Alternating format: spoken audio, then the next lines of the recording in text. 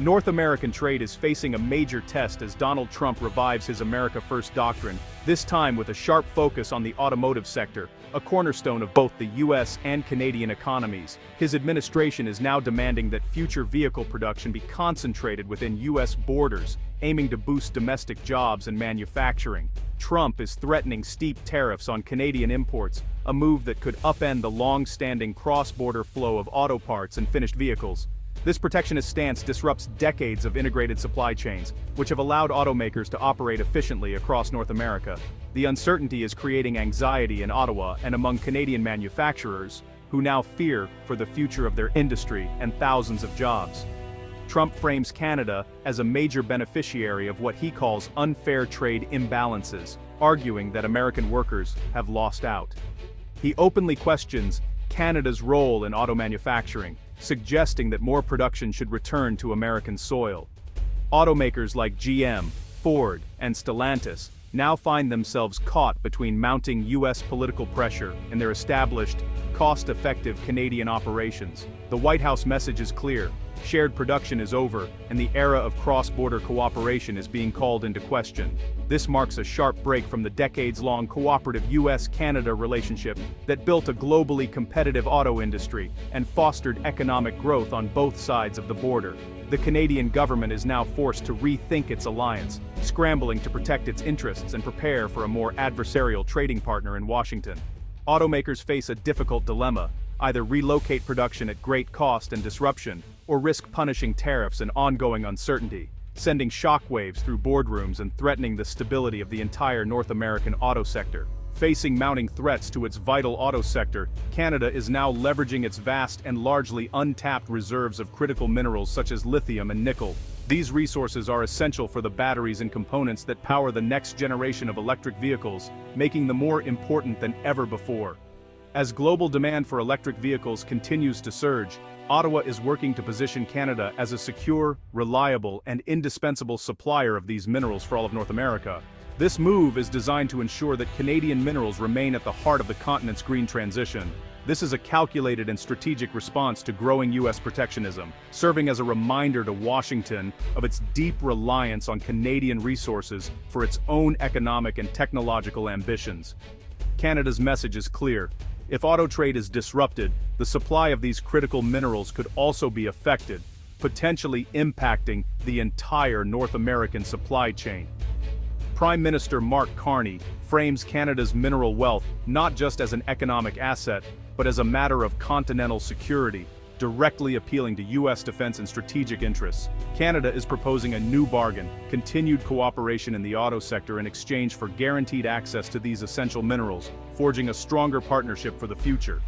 By fast-tracking mining permits, expanding refining capacity, and encouraging innovation, Canada aims to move up the value chain, attract global investment, and create high-quality jobs at home. This ambitious strategy transforms Canada from a traditional resource exporter into a true technology partner, increasing its leverage in future trade negotiations and shaping the continent's economic future. Trade tensions are already shaking both economies, sending ripples of uncertainty through financial markets and boardrooms alike. Investment is being chilled, and the business climate is growing more complicated by the day as companies struggle to adapt to rapidly changing policies and unpredictable tariffs. US consumers would face higher car prices from tariffs, making new vehicles less affordable for many families and potentially slowing auto sales nationwide. Meanwhile, American suppliers to Canadian plants risk layoffs and production cuts, threatening the livelihoods of thousands of workers who depend on cross-border trade. In Canada, the auto sector is a pillar of Ontario's economy, supporting hundreds of thousands of jobs and fueling growth in related industries, from parts manufacturing to logistics. Threats from automakers to withdraw production could devastate local economies, shutter small businesses, and reduce vital tax revenues that fund public services. The broader US-Canada trade relationship, worth billions of dollars every single day, is at risk of contagion from auto disputes, with potential consequences for countless other sectors. Businesses on both sides are growing wary, delaying investments, rethinking supply chains, and seeking alternatives to hedge against future shocks. Financial markets react swiftly, weakening the Canadian dollar, raising import costs. and adding volatility to an already fragile economic landscape. Political risk makes long-term planning difficult, stifling innovation, halting expansion, and putting future growth at risk. The damage goes beyond tariffs.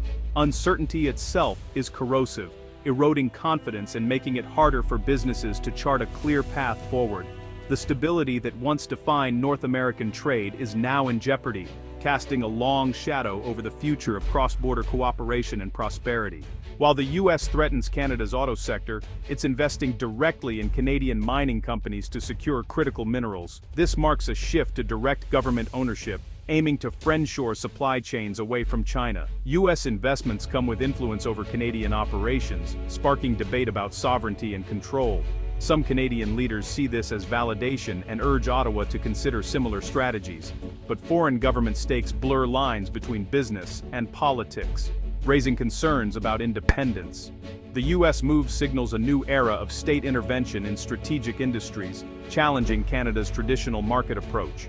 Canada must now navigate being both a target and a partner in this evolving landscape.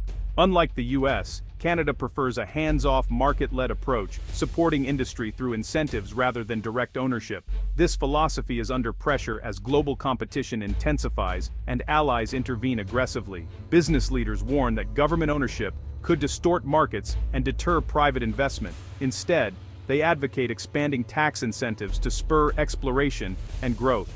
The government is watching allies but resists direct intervention, wary of undermining free market principles. This creates a dilemma: how to protect national interests without sacrificing economic dynamism. Canada must decide if its cautious approach is still viable in a world of state-driven competition.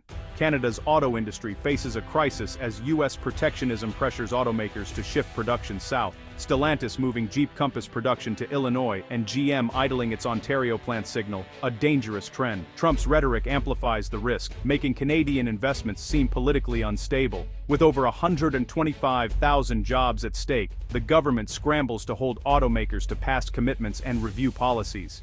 Canada's smaller market means it's heavily dependent on U.S. access, leaving few options when that's threatened.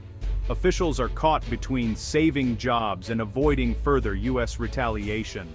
The crisis exposes Canada's vulnerability and the urgent need for a new industrial strategy. The future of Canadian auto manufacturing hangs in the balance. With U.S. automakers retreating, Canada is considering new partners, possibly even China, to save its auto sector. Chinese EV makers offer investment and affordable models, but partnering with them is fraught with risk. Flooding the market with Chinese vehicles could undermine domestic production and provoke U.S. backlash. The move would also deepen internal divisions, with many Canadians wary of closer ties to Beijing. Critics warn this could compromise national security and values for short-term gain. The government must balance saving jobs with the risks of antagonizing both the U.S. and domestic stakeholders.